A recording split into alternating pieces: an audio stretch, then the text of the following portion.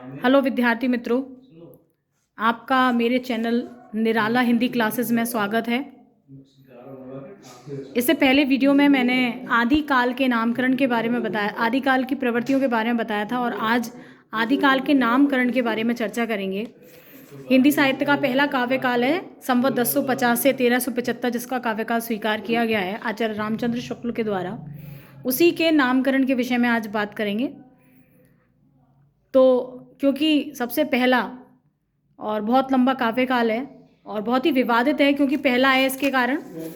और आप जानते हैं साहित्य में सीमाएं निर्धारित करना बहुत ही मुश्किल काम होता है, तो इस वजह से भी विवाद हैं उसमें और बहुत सारे कारण हैं विवाद के।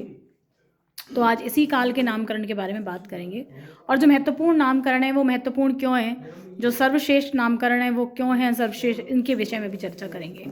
तो सबसे पहले बात करते हैं मिश्र बंधु जो हैं, उन्होंने नाम दिया इसको आरंभिक काल। हिंदी साहित्य के पहले काव्यकाल को उन्होंने अपना विभाजन किया। मिश्र बंधु जो थे उन्होंने अपने इतिहास ग्रंथ में, और मिश्र बंधु विनोद नाम है उसका, उसमें उन्होंने आरंभिक काल नाम दिया इसको। उसके बाद अगले जो कवि हैं वो हैं doctor George Grierson. George Grierson ने इसको चारण काल नाम दिया। आप जानते हैं उस समय चारण और भाट ये जो है हुआ करते थे और ये ही कवि भी थे उस समय, तो चारण काल उन्होंने नाम दिया। उसके बाद आचार्य रामचंद्र शुक्ल की बात करते हैं। आचार्य जो रामचंद्र शुक्ल थे उन्होंने इसको नाम दिया वीर गाथा काल। तो आचार्य रामचंद्र शुक्ल जो हैं, इस नामकरण के पीछे उनका अपना एक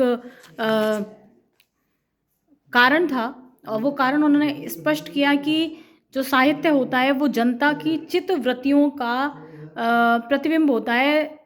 वही प्रतिबिंब जो है साहित्य में देखा जाता है जो समाज में घटित हो रहा होता है। तो ऐसा मान करके उन्होंने ये माना कि वीर गाथा काल इसका नाम, क्योंकि वीरता की प्रवृत्ति का प्राधान्य देखने के लिए मिलता है आदिकाल में, इसलिए उसको वीर गाथा काल नाम दिया। फिर दूसरा जो नामकरण है उसके बारे में बात करते हैं अपन। दूसरा नामकरण है हजारी प्रसाद द्विवेदी का। हजारी प्रसाद द्विवेदी ने आदिकाल नाम दिया। उनका अपना तर्क था उसके पीछे कि आप विश्व के सभी जो साहित्य हैं उनको उठा करके देख लीजिए और आप पाएंगे कि सभी ने अपने पहले काल को आदिकाल या आदिम काल के नाम से को नाम दिया है उसको। और इसी आधार पर उन्होंने जो नामकरण दिया वो नाम दिया उन्होंने आदिकाल। उसकी बाद बात करते हैं महापंडित राहुल सांस्कृत्यायन की, जिन्होंने नाम दिया सिद्ध सामंत काल। एक सिद्ध थे और एक सामंत थे, दोनों ही जो है उस युग में प्रधान थे। सिद्ध सामंतों क्या रह रहे थे और रह करके अपना जो साहित्य थे उसका सृजन करने का काम कर रहे थे, तो इस आधार पर उन्होंने सिद्ध सामंत काल नाम दिया। उसके बाद अगली बात करते हैं डॉक्टर रामकुमार वर्मा। डॉक्टर रामकुमार वर्मा ने इसको नाम दिया संधिकाल चारण काल।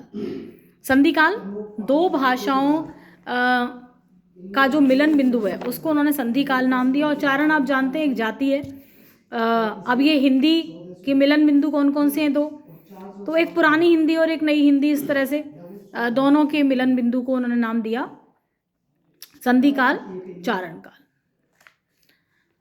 उसके बाद अगले जो विद्वान हैं जिन्होंने नामकरण किया, श्याम सुंदर दास हैं, उन्होंने नाम दिया अबहट्ट काल। उस वक्त की एक महत्वपूर्ण भाषा थी अबहट्ट, तो उन्होंने नाम दिया अबहट्ट काल। उसके बाद पंडित चंद्रधर शर्मा गुलेरी थे, उन्होंने नाम दिया पुरानी हिंदी। पुरानी हिंदी नामकरण उनके द्वारा दिया गया। उसके बाद महावीर प्रसाद द्विवेदी ने जो नाम था वो दिया बीज वपन काल। बीज वपन काल नाम दिया गया। और एक और है डॉक्टर कमल कुलश्रेष्ठ, उन्होंने नाम दिया अंधकार काल। तो ऐसे करके और भी विद्वान हैं जिन्होंने अपने अपने नामकरण दिए। ये सब नामकरण जो है आदिकाल को दिए गए। इनमें से सर्वश्रेष्ठ नामकरण की बात अगर करें कौन सा नामकरण सबसे बेहतरीन है, तो आदिकाल जो है उसे श्रेष्ठ नामकरण मान सकते हैं। कारण ये है कि आप देख लें, मानव जाति की जो प्रारंभिक अवस्था है उसे आदि मानव के नाम से या आदिम मानव के नाम से जानते हैं। और विश्व साहित्य को भी उठाकर देखें तो वहाँ पर भी इस तरह की जो प्रवृत्ति है वो देखने को मिलती है। इसलिए आदिकाल श्रेष्ठ नामकरण है।